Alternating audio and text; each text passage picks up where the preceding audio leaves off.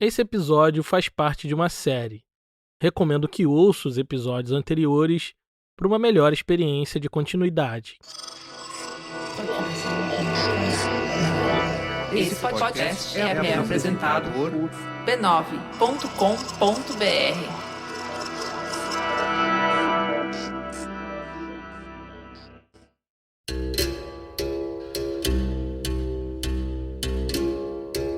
Era 1655. Mais uma expedição punitivista subia a Palmares na esperança de acabar de uma vez por todas com o Grande Quilombo.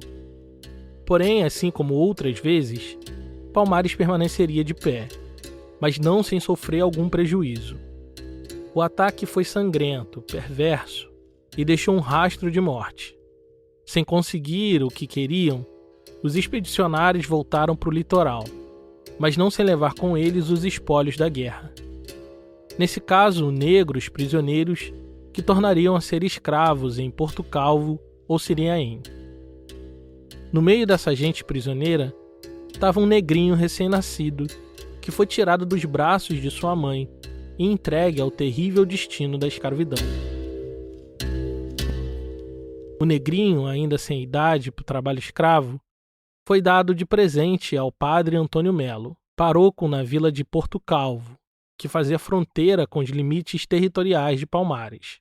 Lá, o menino foi batizado com o nome de Francisco. Francisco cresceu como um negro livre que era. Tinha nascido em Palmares, terras de pessoas livres, e assim foi mantido em Porto Calvo. Foi educado nas melhores letras, e com apenas 10 anos, já estava lendo e falando bem o latim e o português, coisa rara até mesmo para os brancos daquela época. Educado nas melhores práticas europeias, o menino se tornou coroinha da igreja e um profundo devoto da fé católica. Mas aos 15 anos, foi seduzido pelo destino. Sobre sua cabeça havia um chamado para algo maior. Numa invasão palmarista à vila de Porto Calvo, o menino Francisco, talvez movido por um senso de identidade, fugiu com os guerreiros negros para Palmares. Estava voltando para casa para cumprir o seu destino histórico.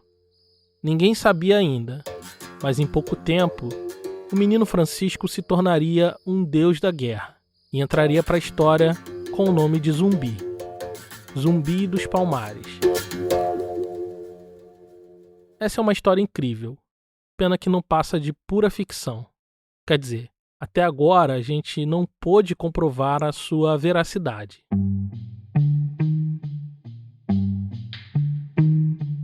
Talvez você conheça esse mito de origem que diz como teria sido a primeira infância de Zumbi dos Palmares. O responsável por essa pequena biografia é Décio Freitas, historiador gaúcho que se dedicou à pesquisa histórica de Palmares e escreveu o livro, hoje clássico, Palmares, a Revolta dos Escravos. O livro foi publicado no Brasil pela primeira vez em 1973, mas essa história de Zumbi só apareceu pela primeira vez em 81, a terceira edição do livro. Décio Freitas acrescentou de uma só vez o nascimento, o batismo e a criação católica de Zumbi, destacando a sua alta capacidade intelectual. Porém, o historiador não fez nenhuma menção quanto à localização dos documentos que daria sustentação a essa afirmação.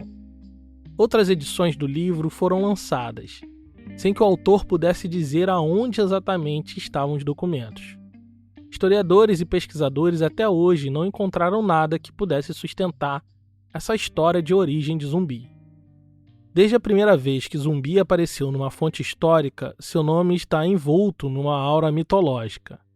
É chamado de Deus das Guerras, visto como imortal, como homem sobrenatural.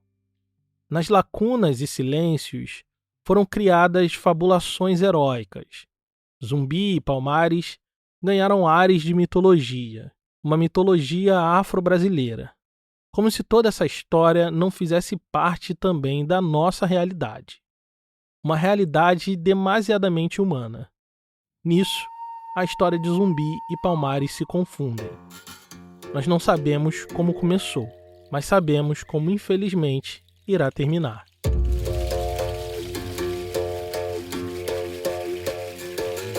Meu nome é Thiago André e esse aqui é o História Preta.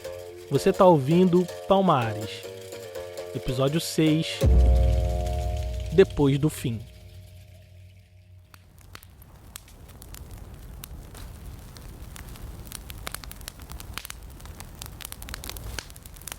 Palmares caiu durante uma noite de escuridão profunda. Os gritos de dor, desespero e agonia se misturavam ao barulho ensurdecedor dos canhões.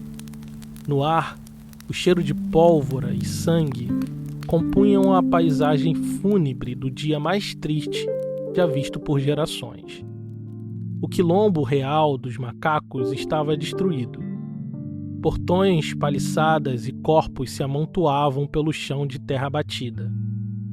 As botas dos bandeirantes paulistas pisotearam o roçado, a terra fértil de Palmares, que para os negros era quase sagrada. Em meio à dor, ao gemido, ao medo, Palmares foi reduzida a nada. Mas no meio da mata, correndo sem destino, palmaristas sobreviventes representavam alguma esperança. No meio deles, seu líder mais emblemático, o Zumbi, pensava em maneiras de reorganizar o seu povo e fazer Palmares nascer outra vez. Eles já tinham feito isso antes. Sempre que Palmares sofria uma grande derrota, os sobreviventes sumiam na mata densa, se reorganizavam e reconstruíam Palmares outra vez.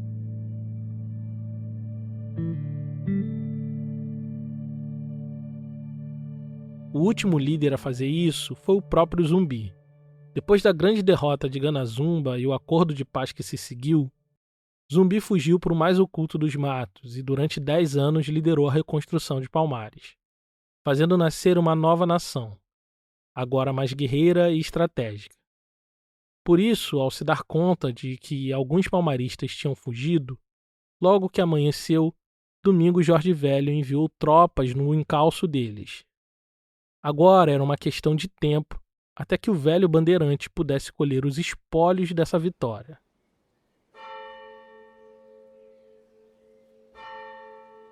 Na capela do Santíssimo Sacramento da Igreja Matriz de Recife, onde já haviam rezado uma novena pelo sucesso dos bandeirantes, o governador mandou rezar uma missa de ação de graças pela aniquilação de Palmares. Na homilia, o padre Antônio da Silva comparou o governador de Pernambuco a Davi, o personagem bíblico que lutou contra o gigante Golias e venceu a batalha usando uma pedra e livrou Israel dos seus inimigos. Caetano de Melo Castro, na verdade, tinha acabado de assumir o governo de Pernambuco, quando a campanha já estava em curso com tudo organizado. Tinha decidido subir o Outeiro do Barriga para fazer cena e ganhar os louros da vitória. Mas antes que pudesse sair de Recife, recebeu a notícia da derrota de Palmares. Não poderia ser melhor. Recife, então, foi tomada por grande festa. Durante 3 dias, houve festas de luminárias, aplausos e elogios ao governador. A gente boa da capitania de Pernambuco podia respirar aliviada. Pois, como disse o padre na sua pregação, agora já se acham terras livres para o sossego, as estradas seguras para os passos, as fazendas sem perigo para o aumento, as vidas sem receio para a conservação. O novo governador parecia ter tirado o bilhete premiado. Governaria uma das capitanias mais ricas das Américas, mas sem ter que lidar com a insatisfação dos senhores de engenho e nem com expedições para destruir Palmares. Agora que estava tudo resolvido, começou a fazer planos para o futuro da capitania.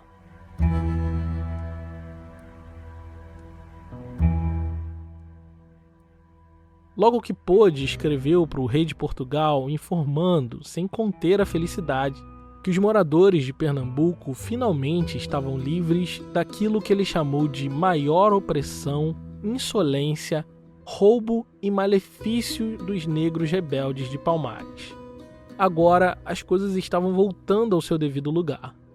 Os senhores de engenho tinham escravos obedientes e a terra agora era capaz de produzir a sua maior riqueza, o açúcar. Além disso, o fim da guerra, que quase levou muitos à falência, iria aliviar os cofres da Fazenda Real. Seus planos era formar 2 aldeamentos indígenas nas franjas do Outeiro do Barriga, para evitar a formação de novos mucambos e quilombos nas terras que um dia foi Palmares. Esses aldeamentos eram assentamentos obrigatórios de indígenas derrotados em batalhas ou aliados dos portugueses e funcionavam como uma espécie de campo de catequese e assimilação cultural. Com isso, eles esperavam que esses indígenas, com a sua presença, oferecessem algum tipo de resistência a possíveis assentamentos negros.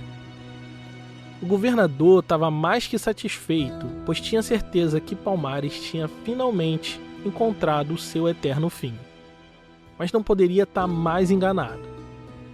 Porque, diferente do que se imaginava, Zumbi ainda estava vivo. E enquanto um palmarista estivesse vivo, Palmares também viveria.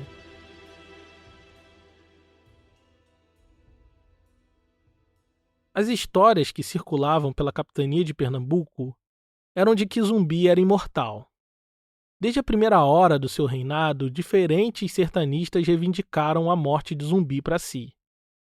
Um dizia ter emboscado um grupo de negros numa estrada e no meio deles estava Zumbi, a quem ele matou e arrancou a cabeça. Um outro disse ter combatido Palmares e entre os mortos estava Zumbi. Esses relatos eram comuns, já que esses homens estavam em busca de glória, prestígio e boas recompensas. Mas dias depois desses relatos, Zumbi era avistado liderando algum ataque ou comandando a defesa de algum mucambo. Então os relatos de sua morte logo caíam por terra. Daí que muitos negros de fora de Palmares passaram a acreditar que talvez Zumbi fosse imortal, já que morria tantas vezes e mesmo assim tornava a aparecer publicamente. Depois da última batalha que deu fim no Mucambo dos Macacos e marcou a derrota definitiva de Palmares, circulou o boato de que Zumbi tinha morrido. Segundo esse relato, ao perceber que estava emboscado sob tiros dos bandeirantes, Zumbi e seus homens, para não serem capturados pelos inimigos, teriam se jogado de um penhasco. Então, foi surpreendente quando o governador soube, quase um ano depois, que na verdade Zumbi estava vivo.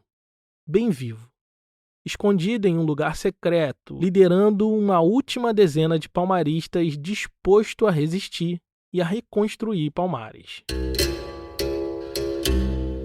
O governador sabia que existiam palmaristas que conseguiram escapar naquele fatídico dia no Outeiro da Barriga.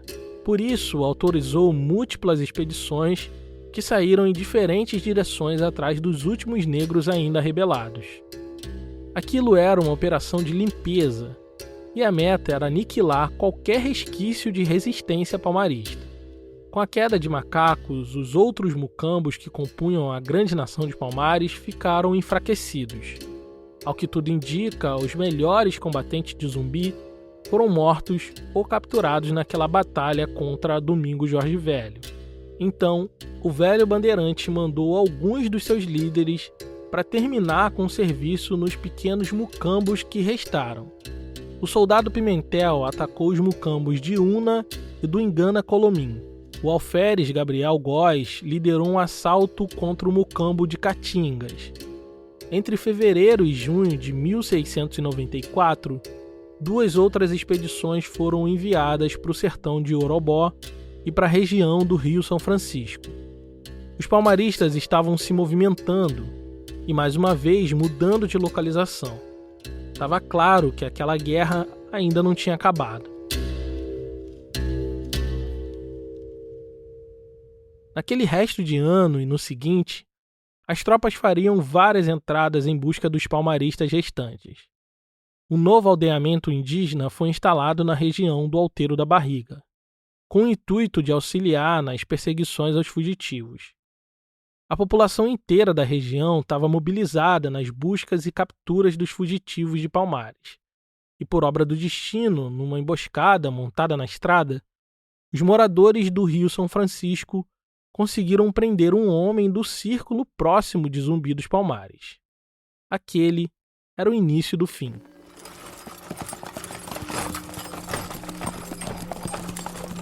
Os moradores estavam escoltando o prisioneiro a caminho de Recife quando se depararam com o capitão André Furtado de Mendonça, sujeito que estava liderando as operações militares junto com Domingos Jorge Velho. Logo que soube quem era o prisioneiro, Furtado de Mendonça pegou ele para si. O homem, com certeza, saberia o paradeiro de Zumbi dos Palmares. O sujeito preso foi severamente torturado pelos paulistas. Sabia que, caso saísse vivo daquela situação, teria que enfrentar as consequências dos seus crimes em Recife. Então, temendo por sua vida, prometeu entregar a localização de Zumbi em troca de sua sobrevivência. A oferta foi aceita, e o homem guiou as tropas paulistas pelas matas escondidas rumo à localização de Zumbi. Pela primeira vez, o líder de Palmares não tinha o elemento surpresa ao seu favor. Por segurança, Zumbi já tinha se desvencilhado da sua família. Estava nas matas com apenas 20 dos seus combatentes. Desses, ele posicionou 14 nos postos de emboscada e com os outros 6 partiu para o seu esconderijo, um sumidouro construído por ele mesmo para escapar dos seus inimigos. Porém, os paulistas estavam sendo guiados por um dos seus homens e conseguiram passar despercebido pelos 14 soldados responsáveis pelas emboscadas na mata. Quando se deu conta, Zumbi estava cercado por uma tropa considerável e só tinha 6 homens para combater ao seu lado. Os documentos contam que Zumbi combateu com maestria, ferindo mortalmente alguns dos seus inimigos. Se recusando a se render, Zumbi tomou um golpe que lhe arrancou a vida, e seu corpo negro caiu pesado no chão. No dia 20 de novembro de 1695, o deus das guerras foi morto. No fim, Zumbi não era imortal. Aquele corpo sem vida, estirado no chão, inerte, imerso na sua própria mortalidade, tirou Palmares da mitologia e o lançou na história.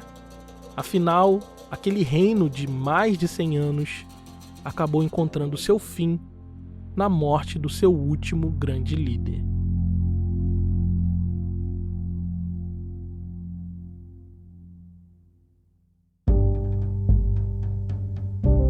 Um podcast como História Preta só é possível existir graças à contribuição de nossos apoiadores.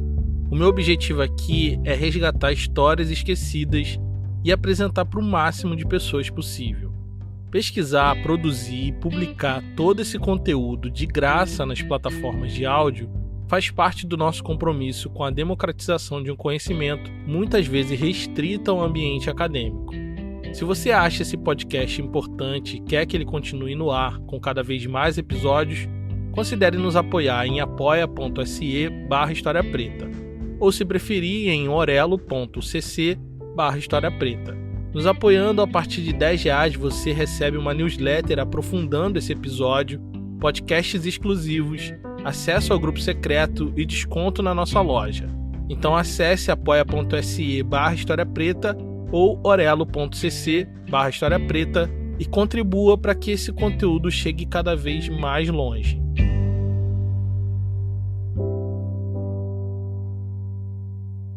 Depois da morte, Zumbi foi degolado pelos bandeirantes paulistas e sua cabeça foi enviada para o governador de Pernambuco. É muito comum degolar os vencidos, sobretudo os feridos, né, nas guerras nesse período. Essa é Silvia Lara, doutora em História, professora na Unicamp e autora do livro Palmares e Cucaú. Mas a cabeça do Zumbi é levada para o Recife para ser mostrada em praça pública, porque é, digamos assim, um trunfo para mostrar a vitória. Sem dúvidas, a cabeça de Zumbi era o símbolo da vitória colonial sobre a resistência negra.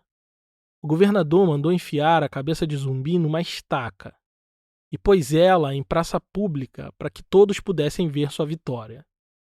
Mas mais do que isso, a cabeça exposta do maior líder quilombola das Américas mandava uma mensagem para os negros escravizados e livres.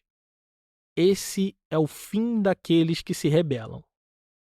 Além de tudo, o governador estava acabando com o mito muito popular entre os negros de que o Zumbi dos Palmares era imortal. Houve uma preocupação governamental de provar sua vitória, de mostrar ao povo que realmente Zumbi estava derrotado. Sua cabeça exposta numa estaca tinha um efeito repressivo e desencorajador. Isso deixa evidente a força do mito que se criou no entorno de Zumbi dos Palmares. Sua influência enquanto símbolo de luta e de resistência escrava ultrapassou todas as barreiras, inclusive a barreira da vida e da morte. Por isso, antes mesmo do seu corpo esfriar, seus inimigos já estavam colhendo os espólios de sua memória política mitológica. Tem um historiador norte-americano, Mark Hertzman, ele fala dos ecos do zumbi depois da morte do zumbi. Então, como isso vai aparecendo nos relatos militares. Então, tem vários militares dizendo, não, eu que matei zumbi, eles morreram. Porque zumbi também poderia ser entendido como nome, um título político, não o nome de uma pessoa. Na busca por glória e recompensa, muitos vão dizer que mataram um zumbi. Mas isso necessariamente não precisa ser uma mentira. Há essa hipótese de que zumbi não fosse uma pessoa, mas um título dado a uma pessoa. Evidentemente, quem foi morto em 20 de novembro de 95 era uma pessoa que chamavam zumbi, mas pode aparecer mesmo antes e depois, não é? Assim como o Gana Zumba, Gana quer dizer senhor. Então, são títulos, né, centro-africanos de liderança política e militar, né? Tem vários Ganas, Gana Muissa, Gana Zumba, Gana Zona.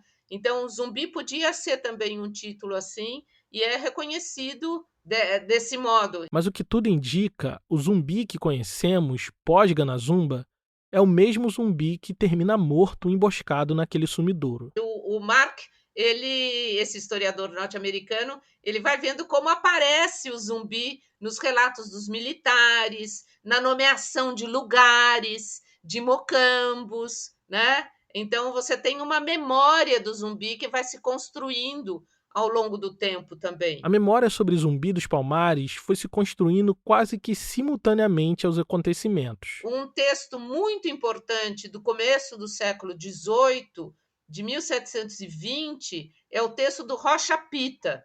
Então, é interessante porque ali, por exemplo, ele é responsável por grande parte das informações que a historiografia se baseou para falar do zumbi, para falar de Palmares. Rocha Pita foi um historiador do século XVIII que ficou responsável por escrever um texto que relatasse os acontecimentos de Palmares e de Zumbi, sob o governo de Caetano Melo de Castro. Porque esse foi um texto para glorificar a vitória sobre os Palmares, contra os Palmares, né?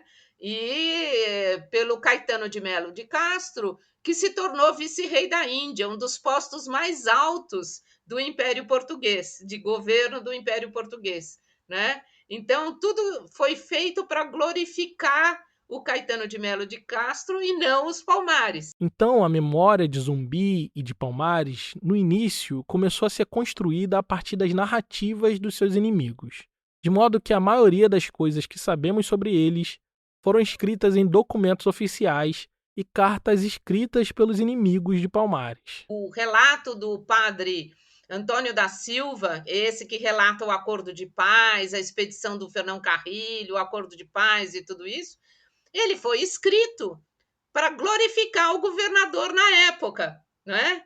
Então, tudo aumenta, né, em função de tornar a glória do governador maior e mais memorável, né? E ele estava enfrentando uma batalha política naquela época, então ele precisava, digamos assim, de uma narrativa que reforçasse a sua vitória. Mas esse não é o único. Os relatos mais consistentes sobre Palmares começam na ocupação holandesa, com os diários do capitão João Blair, que vai ser utilizado por seus contemporâneos para escrever histórias sobre o Brasil e a ocupação holandesa. O próprio Domingos Jorge Velho vai escrever sobre Palmares um zumbi, ao fazer cartas e requerimentos para conseguir o seu pagamento e o direito às terras de Palmares. No século seguinte, o XVIII, historiadores vão lançar mão dos relatos de Palmares diversas vezes, principalmente para enaltecer as conquistas portuguesas. Já no século XIX, Palmares e Zumbi vão ser incorporados aos discursos do movimento abolicionista, como símbolo de luta contra a escravidão. E no século XX, historiadores e escritores vão abordar diferentes enfoques, analisando fontes diversas para reconstruir uma história de Palmares.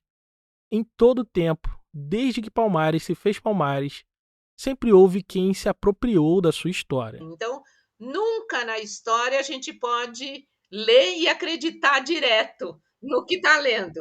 Você sempre tem que saber quem está falando, sobre quem, com que intenção, em que contexto, e tirar as informações e interpretar as informações a partir de todos esses elementos. Aqui, a professora Silvia Lara estava falando especificamente das fontes sobre Palmares produzidas no século XVII e XVIII, mas serve também para aquilo que tem sido produzido no tempo presente, inclusive esse podcast. Assim que lancei o trailer da temporada no nosso perfil no Instagram, os primeiros comentários que apareceram foi a pergunta: e aí, vai falar sobre o fato de Zumbi ter escravos? E essa é uma afirmação que circula com alguma popularidade desde 2008, quando foi lançado o livro Guia Politicamente Incorreto, do jornalista Leandro Narlock. Lá ele diz o seguinte: Zumbi, o maior herói negro do Brasil, mandava capturar escravos de fazendas vizinhas para que eles trabalhassem forçados no quilombo dos Palmares. Para fazer essa afirmação, ele se baseia na seguinte hipótese: Zumbi era um homem poderoso, e quem viveu próximo do poder no século XVII tinha escravos. Logo, Zumbi provavelmente tinha escravos. Para sustentar essa hipótese, ele cita o livro O Quilombo dos Palmares, de Edson Carneiro, de 1947, que, parafraseando, diz que todo escravo que chegasse em Palmares por conta própria seria considerado livre, mas aqueles que eram resgatados em ataques palmaristas seriam escravos em Palmares. Eu fui até o livro do Edson Carneiro e vi que ele, por sua vez, usou como fonte o diário de viagem do capitão João Blair, o holandês que conseguiu invadir Palmares em 1645, que é a história que eu conto no primeiro episódio dessa série. Porém, nem o texto de Edson Carneiro e nem de João Blair estão falando de Zumbi dos Palmares. É só ir lá e ler. E, na verdade, eles nem poderiam estar falando de Zumbi, pois quando Blair estava em Palmares, em 1645, Zumbi não era nem nascido. Ele assumiria a liderança de Palmares mais de 40 anos depois da invasão holandesa. É relevante dizer que, no auge dos ataques contra Palmares de Zumbi, seus inimigos, nas dezenas de fontes a seu respeito, acusam o líder palmarista de praticar saques, assassinatos, fugas coletivas e até de pecar contra Deus. Mas até hoje, a gente não encontrou fontes que digam categoricamente que ele possuía escravos, nem ele, nem o Quilombo dos Palmares. Para além dessa desatenção com as fontes primárias e secundárias a respeito de Palmares, o livro de Narlock foi escrito num contexto de polarização política e tinha a intenção, declarada inclusive, de questionar alguns símbolos adotados pela esquerda política, dentre eles o Zumbi dos Palmares. O fato é que Zumbi carrega consigo um mito poderoso, e a sua memória pública está em disputa desde o momento em que decidiu se separar de Ganazumba. De um jeito ou de outro, até hoje, permanecem fincando a cabeça de Zumbi numa estaca, em praça pública, na esperança que as pessoas acreditem que ele não é imortal.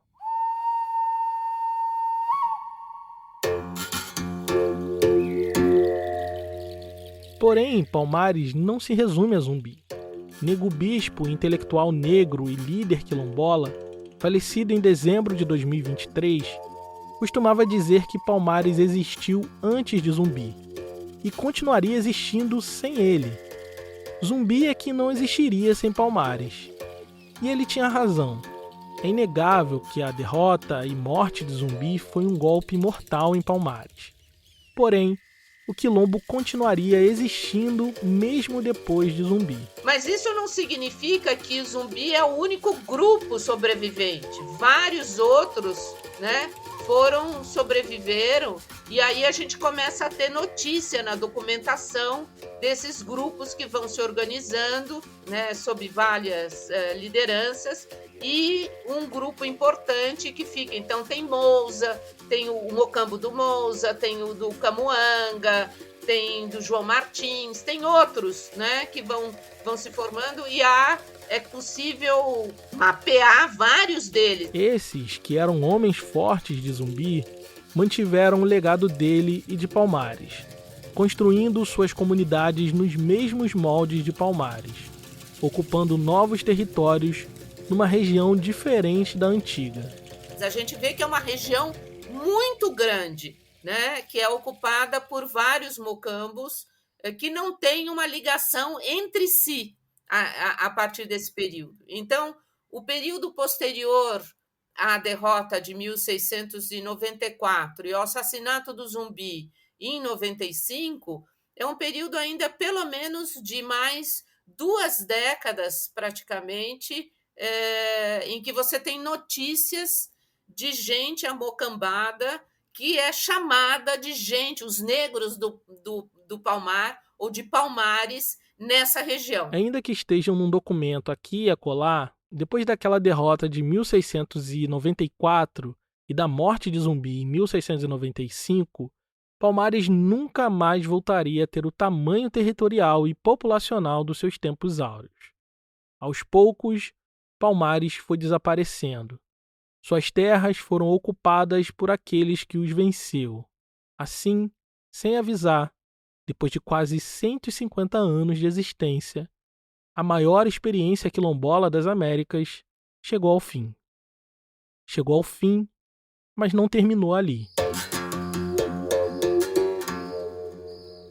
Em 1979, quase 300 anos depois do fim do Mocambo de Macacos, um grupo de negros das mais diversas organizações negras subiram a Serra da Barriga pela primeira vez. E fariam isso repetidas vezes nos anos que se seguiram. O motivo disso, quem explica é Lélia Gonzalez, intelectual negra e militante do movimento negro que gravou esse depoimento nos anos 80. Estamos aqui em Maceió, nesta virada de noite, do 19 para o 20 de novembro, e reivindicando com toda a força o tombamento da Serra da Barriga, primeiro e maior monumento da história das lutas populares deste país.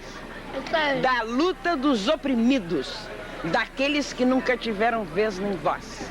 Palmares significa isto. Todos os anos, no dia 20 de novembro, havia uma peregrinação do movimento negro à Serra da Barriga, que passou a fazer parte da agenda política da comunidade negra em 1979. Na época, a Serra era um lugar esquecido pelo poder público, território em disputa entre latifundiários, usineiros e comunidades remanescentes dos quilombos que restaram da antiga Palmares. Essas peregrinações do movimento negro jogou um holofote na história do Quilombo dos Palmares, que àquela altura já era símbolo máximo da luta antirracista no Brasil. O plano deles era mobilizar o poder público e conseguir que o antigo território de Palmares fosse tombado pelo IPHAN, o Instituto de Patrimônio Histórico e Artístico Nacional.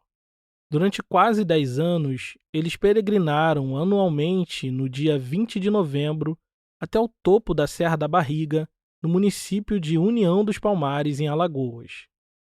Até que em 1985, eles finalmente conseguiram.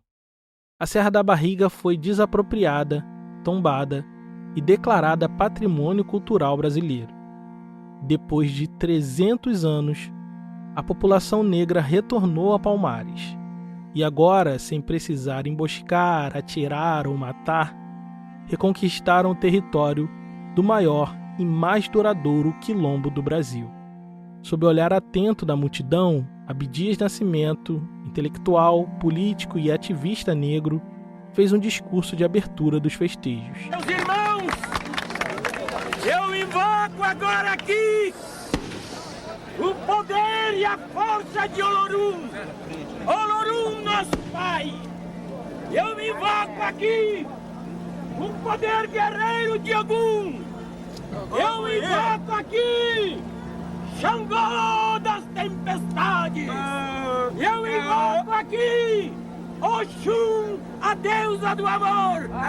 Eu invoco aqui Nhansã, a guerreira. É com estes deuses, é com estes líderes que nós, os negros deste país, subimos de joelhos à tua terra, Zumbi. Subimos de joelhos esta terra encharcada com teu sangue. E é aqui que nós te prometemos, Zumbi. A luta não vai parar. Ainda que o Quilombo dos Palmares tenha sido aniquilado em 1694, ele continua sendo o símbolo máximo da resistência e persistência da comunidade negra do Brasil.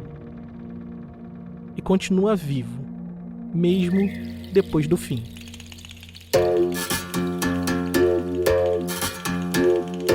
Esse foi o último episódio de Palmares. Agora a gente entra num pequeno hiato criativo para fazer pesquisas, leituras e entrevistas para uma próxima temporada.